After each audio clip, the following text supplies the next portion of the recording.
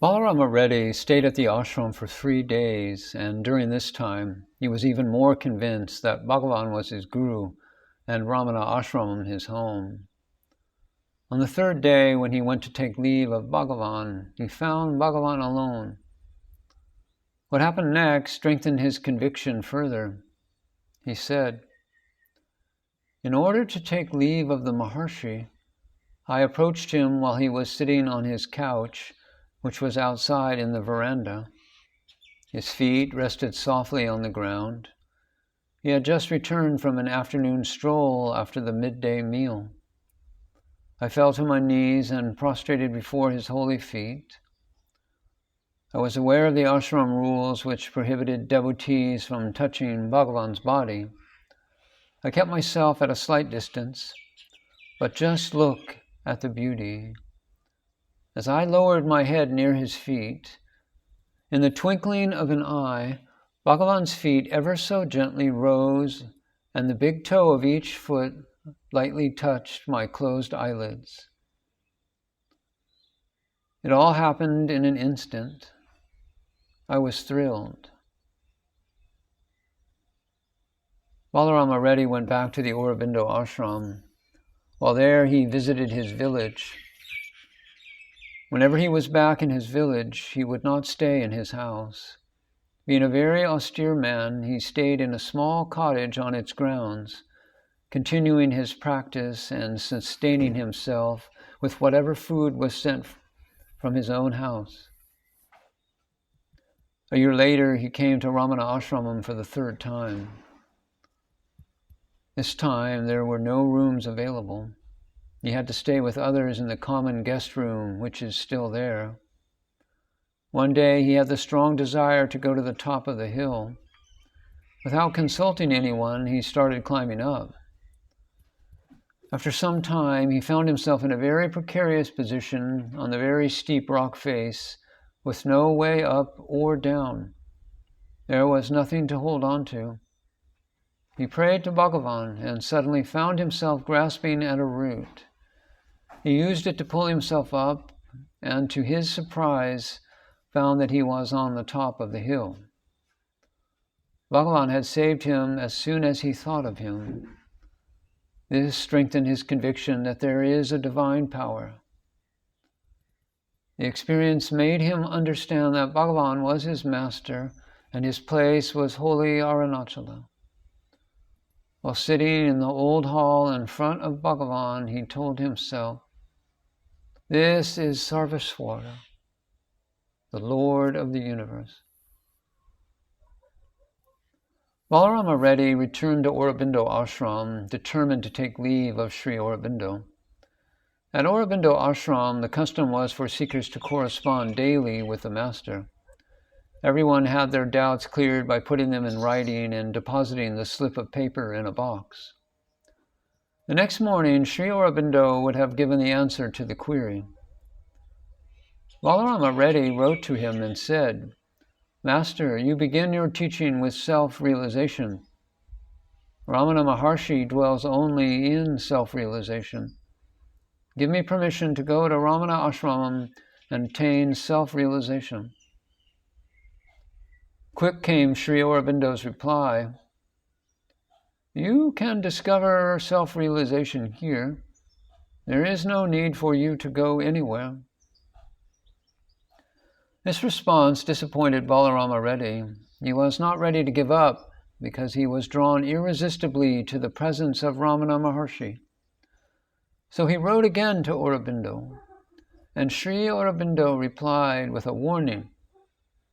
"If you go away, whatever work we have done on you until now will all be undone, so we will not give you permission." Balarama Reddy knew that he could not argue or quarrel with such a towering personality like Sri Aurobindo. But the divine power was such that he was compelled to write for a 3rd time. He was determined to leave, whatever the reply. Such was his resolve to go to Sri Bhagavan's abode at Arunachala. The mother, the spiritual companion of Sri Aurobindo and Sri Aurobindo, understood Balarama Reddy's yearning and granted him permission, although with a lot of hesitation. The rule in Aurobindo Ashram is that all correspondence from Sri Aurobindo and the mother to a seeker, once read, must be torn or burnt. Balarama Reddy did not do this with the last letter. He had done it with all the letters before them. There was a divine reason for this, as we shall see later. Balarama Reddy came to Ramana Ashram in 1937. It was the Maharshi's 57th birthday. It was an auspicious occasion for this determined disciple and the Guru bond. He came with the intention of doing practice and dedicating and surrendering himself to the Master. The ashram had no private rooms at that time, and Balarama Reddy wanted privacy to pursue his practice. He was advised to take a room in town and come and meet Bhagavan every day. He would arrive at 3 a.m, stay till 11, and then go back for lunch. He would again visit the ashram at 3 p.m. and stay until 8 p.m. Meeting Bhagavan every day was vital for him. As he said, the presence and proximity of the Master is very important for the seeker. This arrangement made it easier for Balarama Reddy to spend the time just looking at the Maharshi. The Maharshi guided him through words, gestures, acts of kindness, and the expression of love in silence. Although he had given up Sri Aurobindo and had come to embrace Bhagavan as his master, there was still this gnawing doubt that spoke, "Have I done the right thing?" Sri Aurobindo's physical, intellectual, and psychic influence were so overpowering that he could not easily extricate himself. He felt that he had to get it clarified that Ramana Maharshi was his guru, and that moving away from Sri Aurobindo had been the right decision. He intended to get the issue clarified by Bhagavan, but look at the Master's consideration for the devotee. While reading the newspaper, Bhagavan happened to read a review of Sri Aurobindo's book, Light on Yoga. Someone seated in the hall said, "Balarama Reddy has that book." Since the Maharshi had not read about Aurobindo's philosophy, he asked for the book and read it. Why? It was not for himself, but for the sake of his devotee who was soaked in Sri Aurobindo's philosophy. One day, when Balarama Reddy was alone with Bhagavan, he sought the answers to 2 questions. Had he done the right thing by coming away? And is it possible to attain physical immortality like Sri Aurobindo was proclaiming? Whenever this topic of physical immortality was discussed, Balarama Reddy would argue for its possibility with Chadwick, Cohen, and other devotees. However, he could never argue this topic with Bhagavan because he felt that the answers were coming straight from the heart. Still, the lingering doubt about physical immortality remained, until one day Bhagavan told him, after reading the newspaper in the hall, "You know, in Kumbakonam, there was a C.V. Rao, a yogi. He professed the knowledge of an herbal elixir that would ensure physical immortality. He said he could help people attain physical immortality. Great personalities like Tilak and Annie Besant wanted to meet him, but C.V. Rao died at the age of 36. Bhagavan showed Balarama Reddy the newspaper announcement and put his mind to rest on this issue.